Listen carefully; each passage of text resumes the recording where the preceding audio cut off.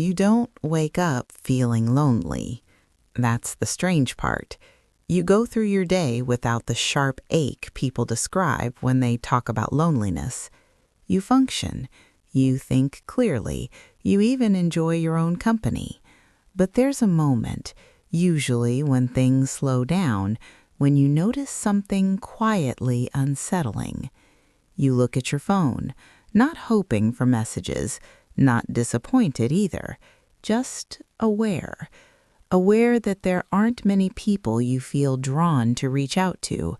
Aware that most connections feel optional rather than necessary. You notice how easily others stay socially tethered, how conversations seem to flow without effort for them, how friendship, for them, feels like a default state, and for you, it doesn't. You don't feel anxious around people, you don't feel rejected, you just feel unsynchronized. Sometimes you wonder if you're missing a social instinct everyone else has. Other times you suspect you're seeing something they aren't, because being alone doesn't hurt, but being with the wrong people does. That contradiction is hard to explain to anyone who hasn't felt it. So the question forms quietly in your mind, is this a sign of avoidance, a flaw in your personality, or something deeper that hasn't been named correctly yet? Don't answer that question. Your brain hasn't shown its hand. Having few or no friends doesn't usually look like isolation. It looks like participation with an expiration date.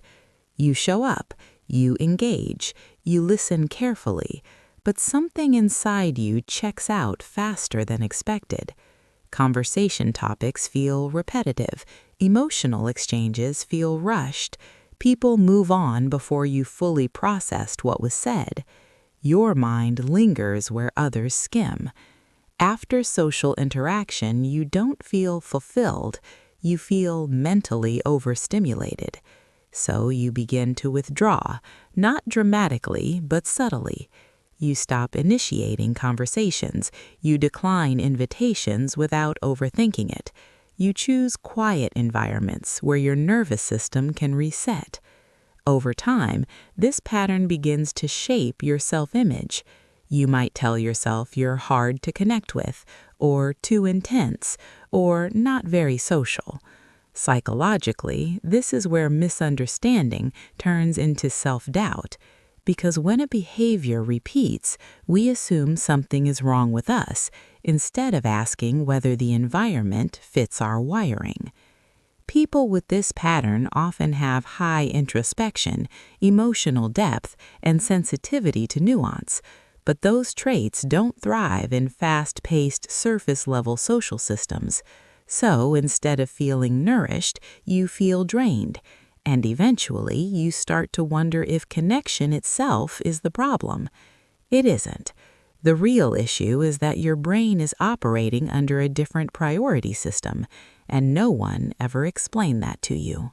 Here's the reframe that changes everything. Some minds are not designed for social abundance. They're designed for social precision. In psychology, not all brains seek connection in the same way. Some are motivated by stimulation. Others are motivated by coherence.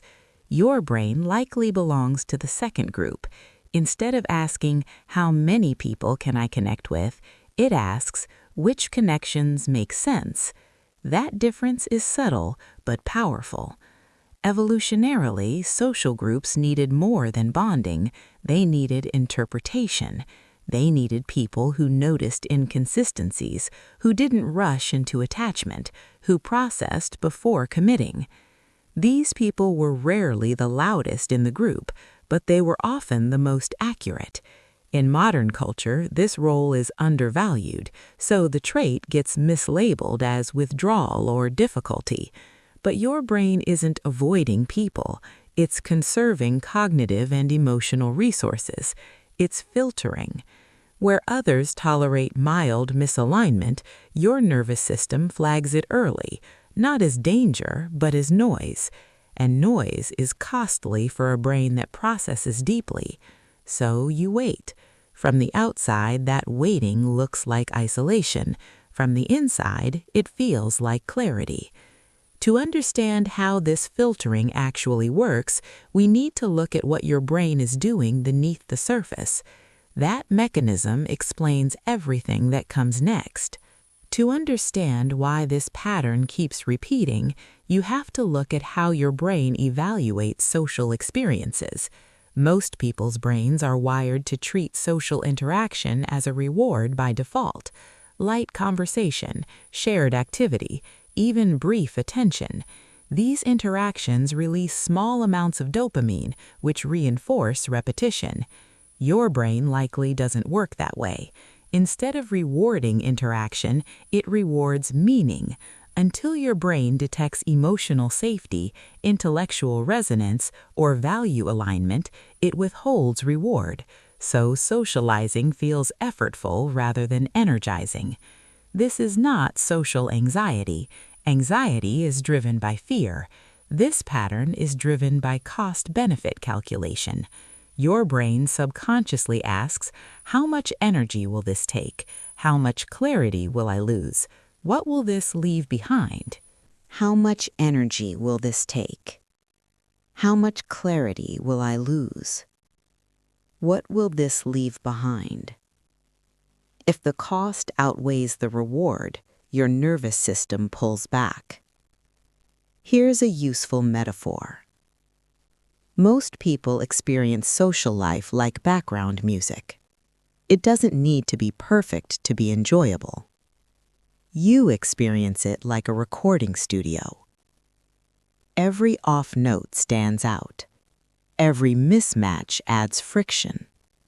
So your brain limits exposure, not to isolate you, but to protect cognitive coherence. Neuroscience supports this. People with deeper internal processing rely more on the brain's default mode network. This network integrates experience into identity and meaning. That integration takes time and quiet, which is why shallow interaction feels disruptive. This mechanism isn't random. It produces predictable traits, and once you recognize them, your behavior starts making sense. These traits don't appear independently. They emerge from the same underlying system.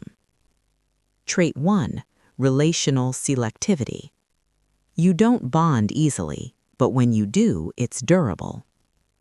Your brain requires alignment across emotion, values, and intent before trust forms.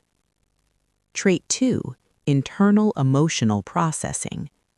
You process feelings privately before expressing them.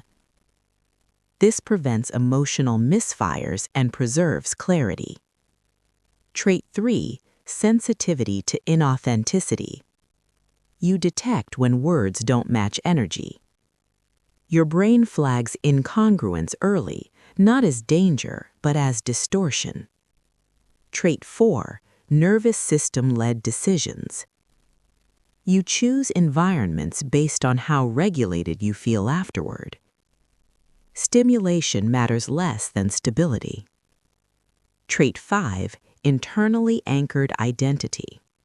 You don't rely heavily on social feedback to know who you are. Your sense of self forms internally through reflection.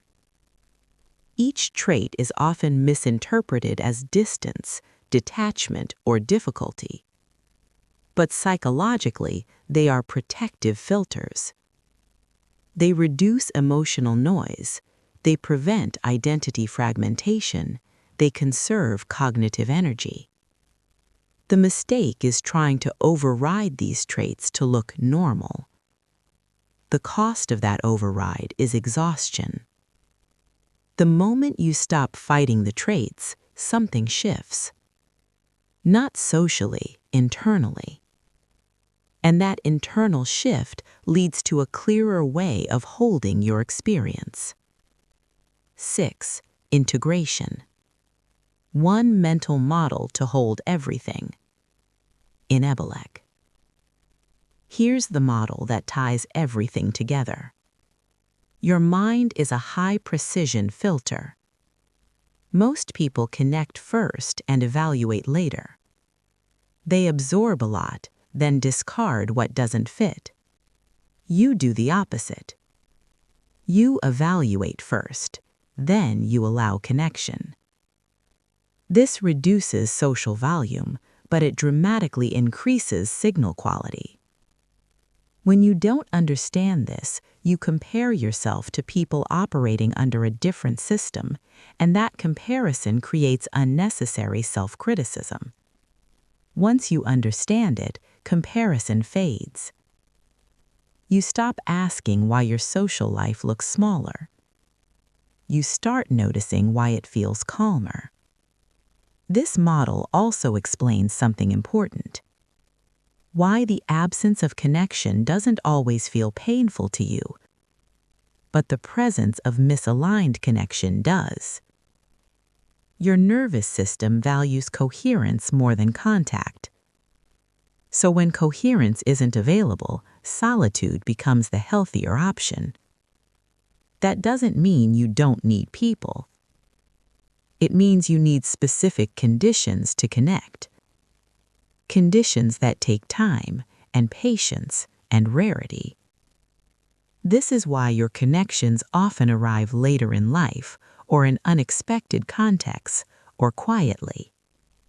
Not many, but real. And once you understand that, the story about having no friends changes entirely. Because the final phase isn't about fixing this pattern, it's about learning to live with it without self-rejection. That's where we go next. If you've carried this pattern for a long time, it likely shaped how you see yourself. Not loudly, not dramatically, but quietly. You may have learned to downplay your need for depth, to soften your curiosity, to appear easier than you actually are. Psychologically, this happens when a trait is consistently misunderstood. The mind adapts by hiding the part that causes friction. Over time, that hiding can feel like shrinking. But nothing about your system is asking you to shrink. Your brain didn't evolve to blend into noise. It evolved to preserve coherence. People like you often develop strong internal worlds because the external world moves too fast. So meaning forms inward. This isn't withdrawal, it's regulation. What matters now is not changing the pattern, but relating to it differently. When you stop framing your social life as a deficit, your nervous system relaxes, and relaxed systems connect more easily, not less. Not because you try harder, but because you stop forcing. There's an important psychological shift here. When you no longer chase connection, you become available for it, not to everyone, but to the right signals. Your filtering system becomes visible rather than defensive. People who resonate with depth notice you differently. They move slower, they listen longer, and connection forms without strain. This is why your path often looks delayed compared to others. But delay isn't failure, it's incubation. Your mind needs more information before it commits, more consistency before it trusts, more truth before it bonds. And that takes time. If you've ever wondered why some people feel immediately close to others, but those bonds dissolve quickly, this is the difference. You don't form many connections, but the ones you form tend to last. That's not an accident. It's the natural outcome of a nervous system that values stability over stimulation. The quiet truth is this: you were never meant to be socially everywhere. You were meant to be psychologically somewhere. And when you accept that, loneliness changes shape. It becomes space rather than absence, room rather than rejection, a place where something precise can eventually arrive. You don't need to fix yourself to belong. You need to stop mislabeling your design. Because the people who recognize depth rarely rush. They appear slowly, and they stay. That's the trade. And once you understand it, your solitude stops asking to be filled. It starts asking to be respected.